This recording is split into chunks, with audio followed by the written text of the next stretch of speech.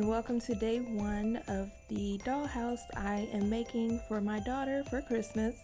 Today we are going to be working on a Barbie couch. So I'm starting off with this garden foam box that I got from the dollar store. I also got some of these magic erasers.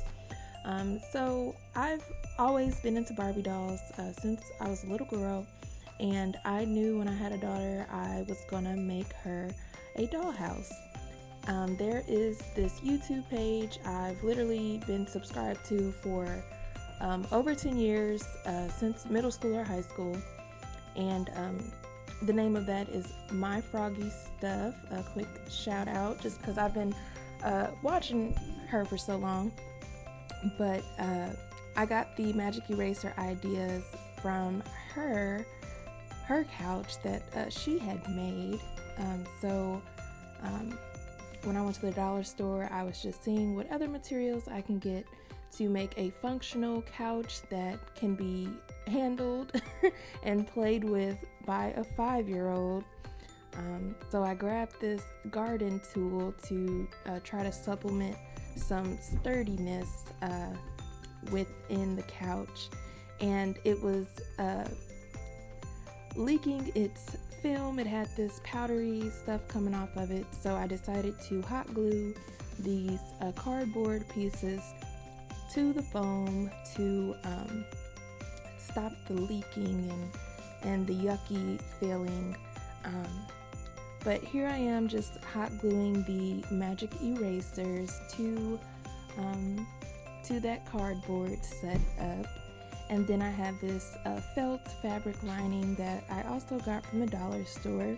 So this is going to be like a base, I guess, to the couch for the actual fabric to go on top of. But this is to cover up all of the imperfections and the underness of the couch. So by the time the pretty fabric goes on, you won't be able to notice all of the under stuff. And by the time I was finished with this, and I was just figuring it out as I went, I had my X-Acto knife and I was just cutting and trying to make it as pretty as possible for the fabric to go on top of. But I was like, is this how real couches are made? I was like, at this point, this is a real miniature version of how a couch is actually put together. But yeah, I had a little fun, and I was just figuring this out as I went.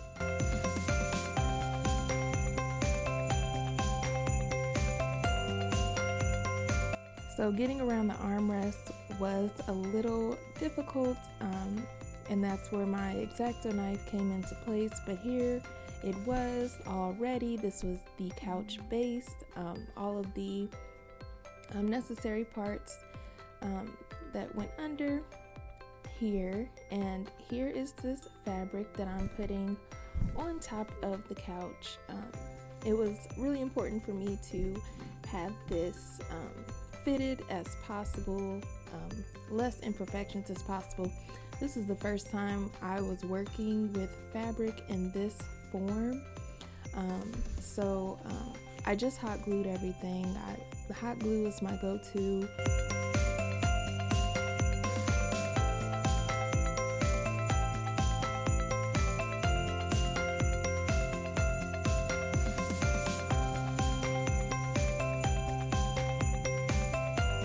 Here I am, again, I was just cutting pieces and with scissors, with my X-Acto knife, and just making sure I could cover up the imperfections as much as possible. Here I am just sticking the fabric pieces together.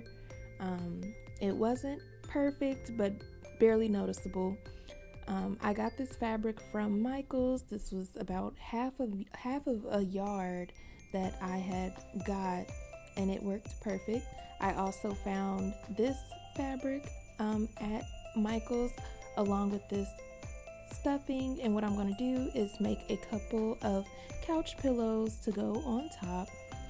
So I basically just doubled up the fabric and cut, and then I used hot glue.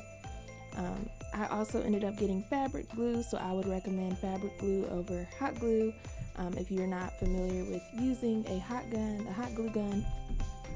But I just turned it opposite, facing each other, and then flipped it inside out, and here I am stuffing the pillow.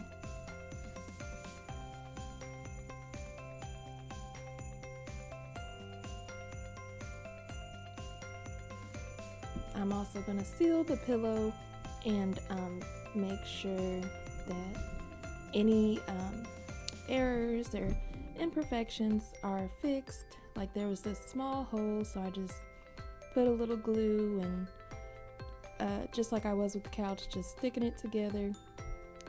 And I did 2 of these pillows.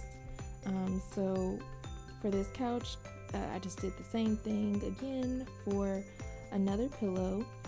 And then I also had another piece of fabric from Michaels that will be used for a later project in this series.